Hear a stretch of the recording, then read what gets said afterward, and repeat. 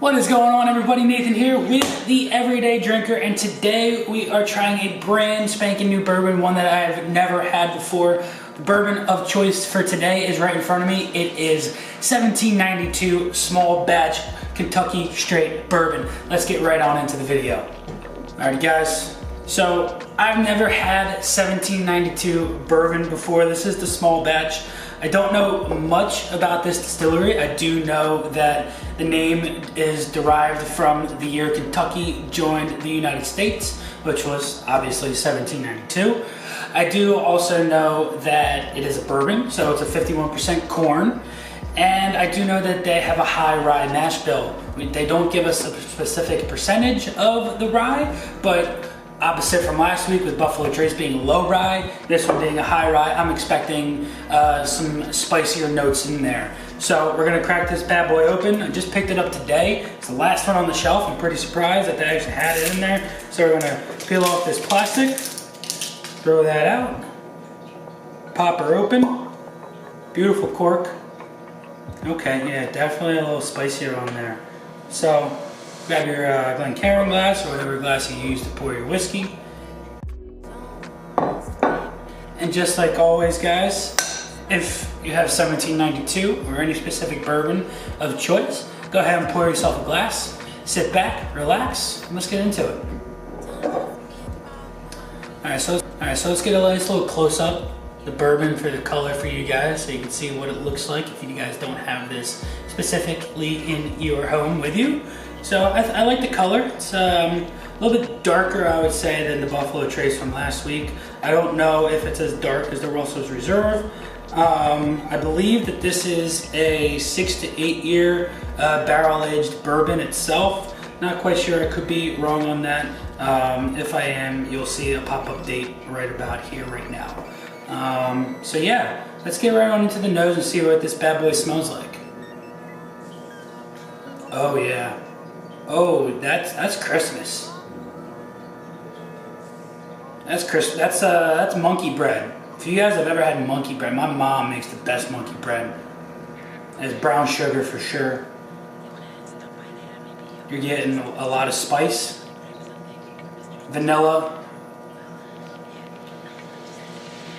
a little bit of cinnamon. Actually, the tail end there, I'm kind of mint a little bit of mint, honestly.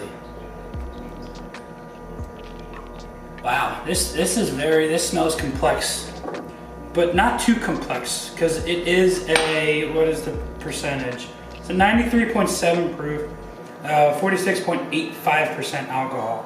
So it's a little bit on the medium, the proofing.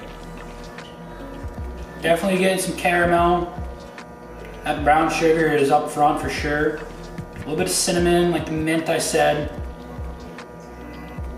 Oh my goodness. Yeah, very minty, honestly. So I'm very surprised on that. It smells really, really good. It smells really good. But let's get into the tasting. Cheers, guys.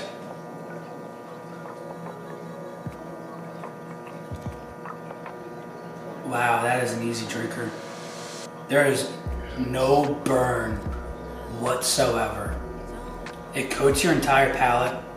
The first thing you get is that sweet rye spice. You're getting all of that molasses, baking spices, cinnamon, all of that is right up front.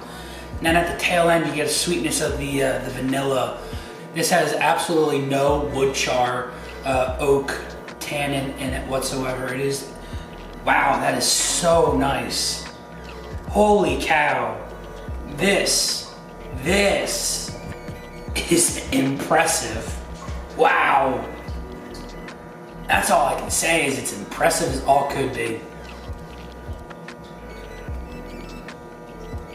When you go in and sip for the second time, and you have that initial palate, and you're getting the smelling, you kind of smell apple pie. I think that when you taste and smell at the same time, I'm getting apple pie.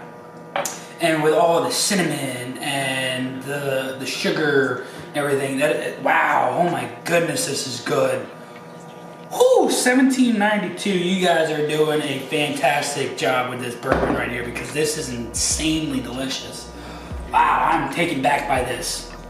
I wasn't expecting this. I've heard many good reviews about this specific bourbon, and they stand up to it because it is absolutely delicious.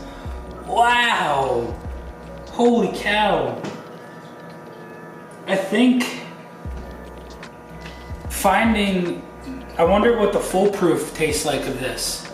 And the single barrel, I really want those now because this is top tier stuff right here. Oh my God.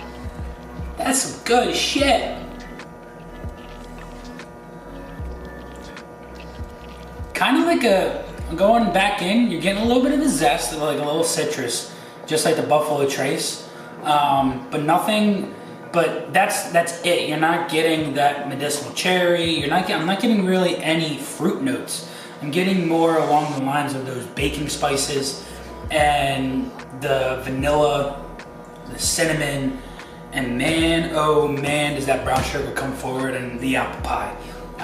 This is the apple pie of American bourbon is what I'm gonna call it right there, man, because that is absolutely delicious, and I was not expecting this whatsoever. So after tasting it for a couple go rounds and smelling it, I'm going back in. I'll put my nose a little bit deeper in the glass there, and I'm kind of getting like a confectioner sugar, kind of almost like a really like low confectioner sugar, something for like an icing or something in there. Kind of like I'm getting a little bit of a plum maybe. Like that's the only fruit besides the apple that I'm smelling is like a dark plum. Yeah, that's it.